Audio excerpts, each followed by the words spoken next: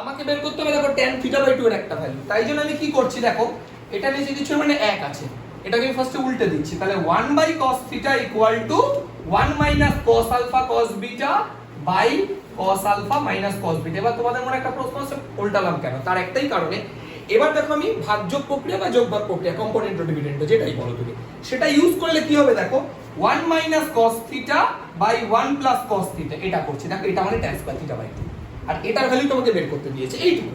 তাহলে ভাগযোগ করলাম, হ্যাঁ উপরে মাইনাস নিচে প্লাস করলাম, এর পাশে তাই করো। তাহলে 1 minus cos alpha cos beta minus cos alpha plus cos beta. কেন হলো আশা করি বুঝতে পেরেছো, এটা প্লাস, কারণ উপরে আমি মাইনাস করেছি, মাইনাস করলে এই মাইনাসে আর এই মাইনাসে সেটা প্লাস করে দিল। বাই কত করব বলো, 1 minus cos alpha cos beta, তারপরে কি হচ্ছে বলো plus cos alpha minus cos beta. ঠিক আছে এটুকু। এইবার দেখো এই পার্ট তো ডাইরেক্ট ফর্মুলা, ডাইরেক্ট কি ফর্মুলা বলে এটা, tan square theta by 2 equal, এবার দেখো এটা দেখো এখানে দেখো 1 লেখা আছে, এই যে মাইনাস cos আলফা, তাহলে এটাকে লিখলাম 1 মাইনাস cos আলফা। এবার জায়গাটা বোঝো, দেখো এই যে এই জায়গাটার এই জায়গাটা থেকে দেখো কমন যাচ্ছে মাইনাস cos বিটা, দেখো মাইনাস cos বিটা, তাই তো, বা cos বিটা তুমি কমন নাও, প্লাস cos বিটাও কমন নিতে পারো। cos বিটা কমন নিলে দেখো এখান থেকে 1 পড়ে থাকছে, আর এখান থেকে থাকছে দেখো minus cos alpha by same process দেখো, এই যে 1 প্লাস cos বিটা রেখে দাও, cos বিটা রেখে দাও। এবার কি কমন নেবে এই দুটো থেকে, মাইনাস দাঁড়াও, এটা তো cos আলফা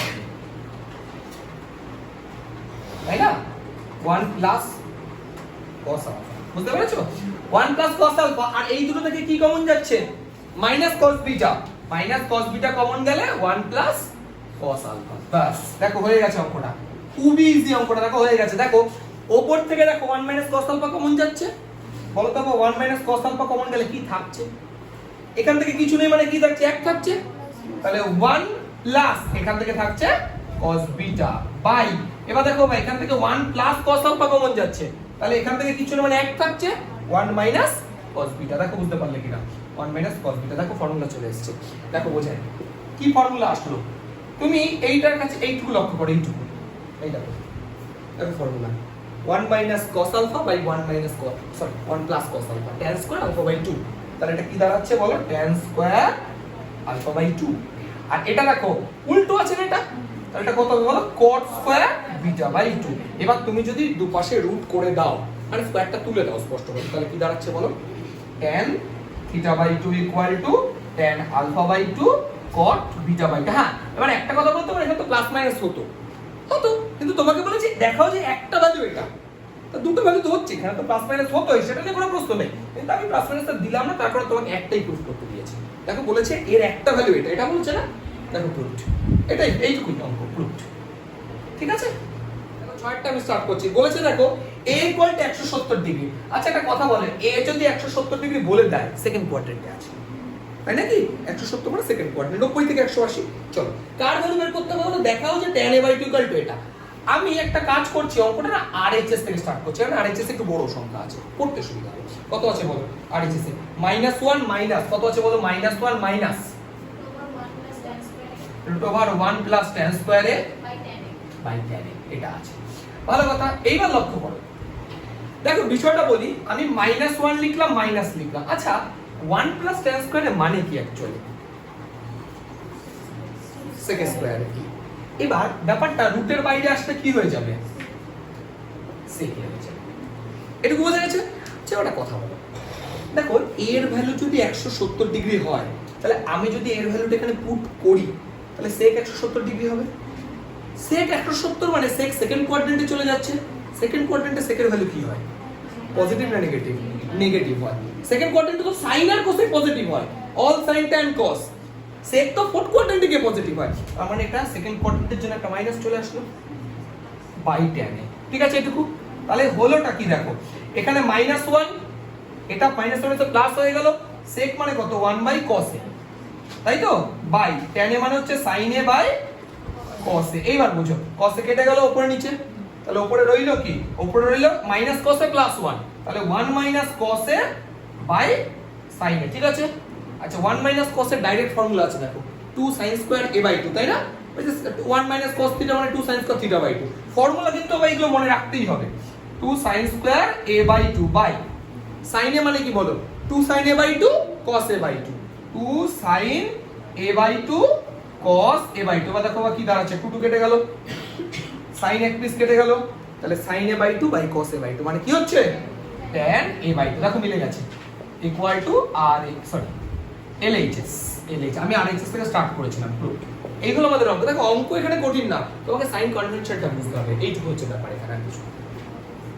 10 এরটা পড়ছি, দেখো 10 এরটা কি বলেছে, cos alpha cos beta sin alpha sin beta দেওয়া আছে, এটা ভ্যালু বের করো। খুব সহজ অঙ্ক। দেখো cos alpha plus cos beta এটা ইকুয়াল টু কত দেওয়া আছে? cos 3 pi by 7, cos 3 pi by 7। আরেকটা দেখো আমরা দেওয়া আছে sin alpha plus sin beta দেওয়া আছে, কত আছে এটা? sin 3 পাই বাই 7 একই আছে, sin 3 পাই বাই 7। দেখো একদম ইজি অঙ্ক। এটাকে 1 নম্বর দাও, এটাকে 2 নম্বর দাও, ঠিক আছে? এবার দেখো একটা জিনিস বলি, দেখো ডান দিকে দুটো সেম আছে না, তো এটাকে যদি আমি স্কয়ার করে যোগ করে দিই, দেখো ডান দিকে 1 হয়ে যাবে। স্কয়ার করে যোগ করে দিলে 1 হয়ে যাচ্ছে এটা। তাহলে করে ফেলো 1 স্কয়ার প্লাস 2 স্কয়ার। দেখো কত দাঁড়াচ্ছে, তাহলে cos alpha plus cos beta তার whole square plus sin alpha plus sin beta তার হোল স্কয়ার। ঠিক আছে না? এটা স্কয়ার প্লাস এটা স্কয়ার ইকুয়াল টু, দেখো 10 এরটা দেখো 10 equal to cos square 3 pi by 7 plus sin square 3 pi by 7। দেখো দেখো বা কি দাঁড়াচ্ছে, এটাকে এক কাজ করো, a plus whole square formula ফেলে দাও, বেশি কিছু ভাবতে হবে না। কি দাঁড়াচ্ছে বলো, a square plus 2 cos alpha cos beta plus cos square beta. Same প্রসেসে এটা sin square alpha 2 sin alpha sin beta plus sin square beta equal to, দেখো এটা মানে তো 1 বললামই, ঠিক আছে না? এবার দুটো জায়গা লক্ষ্য করো, দেখো এই যে cos স্কয়ার আলফা প্লাস এই যে sin স্কয়ার আলফা, দেখো 1 হয়ে গেছে, ঠিক আছে না? আর দেখো এই যে cos স্কয়ার বিটা, এই যে sin স্কয়ার বিটা, দেখো 1 হয়ে গেছে। তাহলে 1 আর 1 কত দাঁড়াচ্ছে? 2 প্লাস। এবার দেখো এই জায়গাটা আর এই জায়গাটা লক্ষ্য করো, দেখো এখান থেকে 2 কমন যাচ্ছে, 2। দেখো বা 2 যদি আমি কমন নিই, কি দাঁড়াচ্ছে? cos alpha cos beta plus sin alpha sin beta. দেখো formula cos a minus b এর ফর্মুলা, তাই তো? তাহলে cos alpha minus beta equal to 1। এইবার একটা কাজ করো, এখান থেকে 2 কমন নাও। দেখো 2 কমন নিলে 1 plus cos alpha minus beta থাকছে, তাই তো? এটাকে তুমি থিটা মনে করো। দেখো 1 প্লাস cos থিটা মানে কি? 2 cos স্কয়ার থিটা বাই 2। তার মানে 2 টা একটা ছিল থাক, into 2 cos square theta by 2 মানে কত হবে? Alpha minus beta by 2 equal to 1। তাহলে এই পাশে গুণে 4 আছে, তাহলে এটার ভ্যালু তো বের করতে দিয়েছে। তাহলে cos square alpha minus beta by 2 equal to এই 4টাকে একে নিচে, বাস। দেখো এটার ভ্যালু বের করতে দিয়েছে তোমাকে।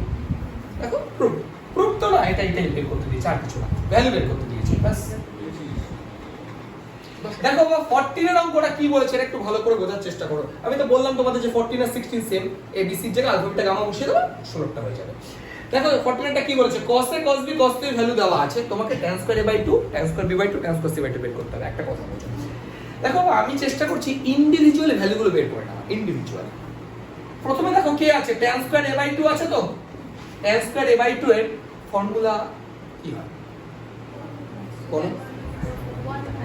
1 minus cos a by 1 plus cos, এটা আমরা জানি, ব্যাস। cos এর ভ্যালু জানি, দেখো সেটা বুঝতে পারলে? cos এর ভ্যালু কত আছে দেখো ভাই, x by y plus z আছে না cos এর ভ্যালু। তাহলে উপরে দাঁড়ালো 1 minus x by y plus z, আর নিচে দাঁড়ালো 1 প্লাস x বাই, একটা মজার ব্যাপার হচ্ছে y প্লাস z টা কেটে গেল, লসাগুয়ে কেটে গেল। তাহলে রইলো কি বলো, এটার সাথে এটা করলে y plus z minus x, আর নিচে দেখো x plus y plus z দাঁড়াচ্ছে।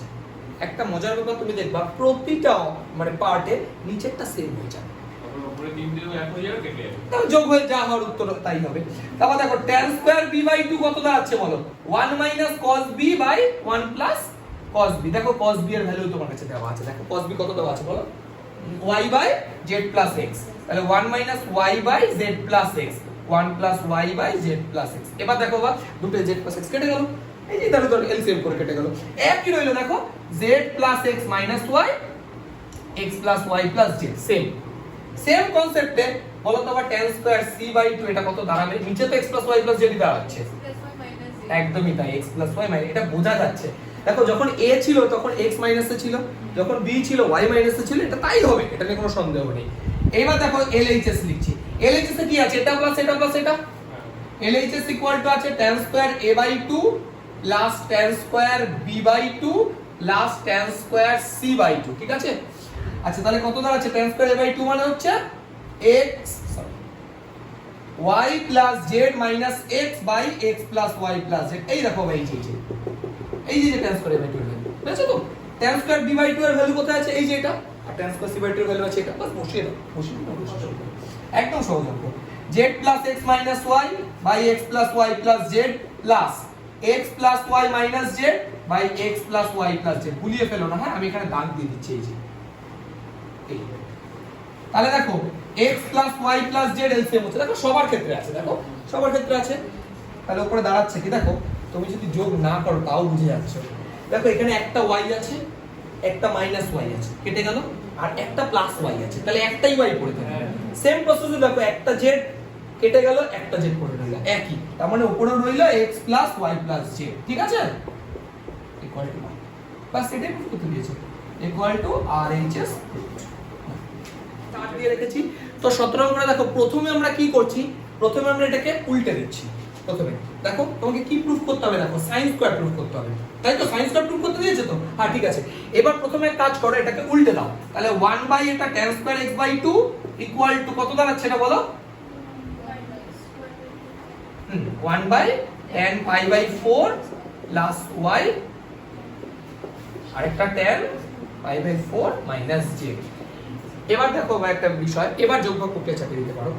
যোগফল প্রক্রিয়া চাপালে এটা কত হবে বলো, 1 plus tan square x/2 by 1 minus tan square x/2, এটা ইকুয়াল টু কত দাঁড়াচ্ছে বলো, 1 plus tan π/4 plus y tan π/4 minus z, আর এটা কত দাঁড়াচ্ছে 1 মাইনাস, তাই তো, tan π/4 প্লাস y tan π/4, ঠিক আছে না। এইবার দেখো এই পাশে তো ফর্মুলা মনে হচ্ছে না যাচ্ছে, এটা একটা ফর্মুলা, কি ফর্মুলা বলো, একটু বলে দিলাম, তার মানে 1 বাই cos x, এইটুকু। cos x মানে তো উপরে মাইনাস হয় নিচে প্লাস হয়, তাহলে 1 বাই করে দিলাম, তাহলে যোগফল প্রক্রিয়া করলে হয়তো ভালো হতো, ঠিক আছে, যাই হোক 1 বাই cos x উল্টে দিলে তো আবার cos x হয়ে গেল, কোন ব্যাপার না। এইবার দেখো বা একটা জিনিস আমি একটু বলি, একবারে করব একটা লাইন, এটাও দেখো বা sin বাই cos আসবে, এখানেও sin বাই cos আসবে, এখানেও sin বাই cos, এখানেও sin বাই cos, তাহলে নিচে যে cos পার্ট গুলো কেটে যাচ্ছে না, লসাগু করলে কেটে যাচ্ছে তো, তাহলে উপরে থাকছে কত দেখো ভালো করে, cos π/4 plus y cos π/4 minus z। বুঝতে পারছো এটা কোথা থেকে আসলো, ওই যে নিচে যে লসাগুটা হতো প্লাস sin, একদমই তাই, sin π/4 plus y sin π/4 minus z। দেখো নিচে সেম কনসেপ্ট হবে, সেম, একটাই পার্থক্য, এখানে প্লাস হবে এখানে মাইনাস হবে, একই জিনিস হবে। না বুঝলে কিন্তু বলো, এটা মনে মনে তো এটা আসলো কোথা থেকে, তবু একবার বলে দিচ্ছি, দেখো আসলো কোথা থেকে। দেখো এটা নিচে তো এই যে এটা ট্যানটাকে ভাঙলে sin বাই cos হতো, তো এটাকে ভাঙলে sin বাই cos হতো, ওই যে নিচে যে লসাগুটা সেটা লসাগু তো মানের সাথে গুণ হয়ে যেত, সেটাই একবারে গুণ করে কেটে দিলাম, এইটুকু। দেখো এইগুলোকে স্টেপ জাম্প বলে না, এইটা চাইলে তোমরা করতে পারো, তোমার যদি তাও মনে হয় না আমার দরকার নেই, ভুল হয়ে যেতে পারে, তাহলে অ্যাডক্লেট করে নাও, নিজের উপর যেটা মনে হয় যে সেটা করো। π/4 প্লাস y, এবার দেখো একটা ব্যাপার, একটা ফর্মুলা চলে এসেছে, বুঝতে পারছো কি ফর্মুলা, এটা তো বাদ দাও, এটা তো 1 বাই cos x ঠিক আছে, দেখো তো আবার cos a cos b plus sin a sin b, কি ফর্মুলা বলো, cos a মাইনাস হয়, কিন্তু দেখো প্লাস থাকলে মাঝে মাইনাস হয়, cos a উল্টো হয়, তাই না, আর এটা মাইনাস থাকলে নিচে প্লাস হয়, এটা। তাহলে দেখো কত দাঁড়াচ্ছে, π/4 প্লাস y, তারপরে মাইনাস π/4 প্লাস z বাই কত দাঁড়াবে বলো, cos π/4 কত দাঁড়াবে বলো, প্লাস y, তারপরে প্লাস z, এটা তো π/4 কেটে গেল, তাহলে উপরে রইল কত, 1 by cos x equal to বলো কত রইল উপরে, cos y প্লাস z রইল না, বাই বলো তো আবার নিচে কত রইল cos, দেখি তোমার পারো, দেখো এই যে π/4 দেখতে পাচ্ছ, এটা মানে 45 ডিগ্রি না, 45 প্লাস 45 90 হচ্ছে না, মানে π/2 হচ্ছে না, তাহলে কি রইল cos π/2 plus y plus z।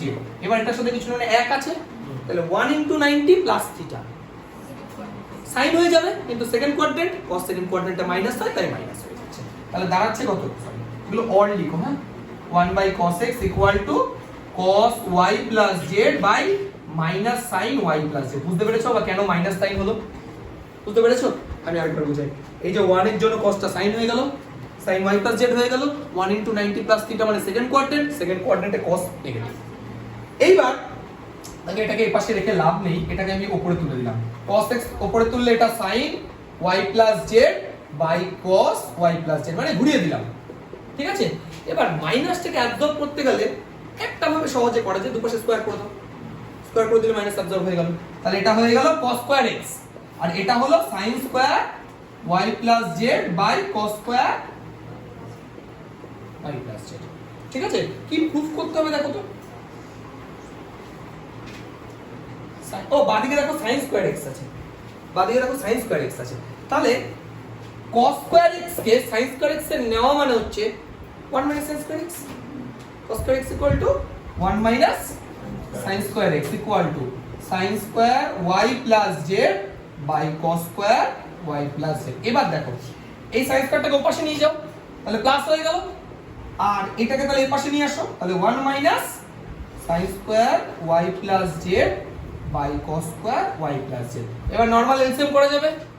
এখন উত্তর মানে মিলে গেছে, নিচে তো cos স্কয়ারই আছে তাই না, cos square y plus z তো আছে, হ্যাঁ তো উত্তর মিলেই গেছে। আর এটা রইলো cos square y plus z minus sin square y plus z। চেনা লাগছে কিছু? দেখো cos square a minus sin square b, cos a plus b into cos a minus b, say compound অ্যাঙ্গেলে ছিল গণিতক এই যৌগিক কোণে যেটা কমপ্লেক্স অ্যাঙ্গেল যেটা ছিল না, কম্পাউন্ড অ্যাঙ্গেল যেটা যৌগিক কোণ যে চ্যাপ্টারটা ছিল ওখানে ছিল ছিল ছিল ফর্মুলা মুখস্থ আছে ভাই, লিখে দেবো তোমাকে তো জিজ্ঞেস করে কোন চ্যাপ্টারে ছিল ছিল। চলো তাহলে cos square a minus sin square b, তাহলে কি হয় বলো, cos a plus b। দেখো a plus b মানে y plus z,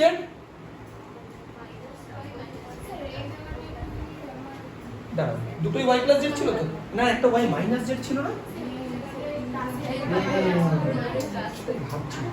ছোট্ট একটা এই যে কোথায় হবে বলো তো, এটা মাইনাস। ও যাই হোক ভগবানের আশীর্বাদে এটার জন্য খুব একটা অঙ্কে পার্থক্য হবে না। বাইরে কোনো যদি মাইনাস না মিলতো তাহলে গল্প হয়ে যেত, আবার কাটতাম কেটে করতাম, এখানে কোনো সমস্যা হচ্ছে না কারণ ভেতরে মাইনাস তো মাইনাস গুলো চেঞ্জ করে দিলে হয়ে যাবে।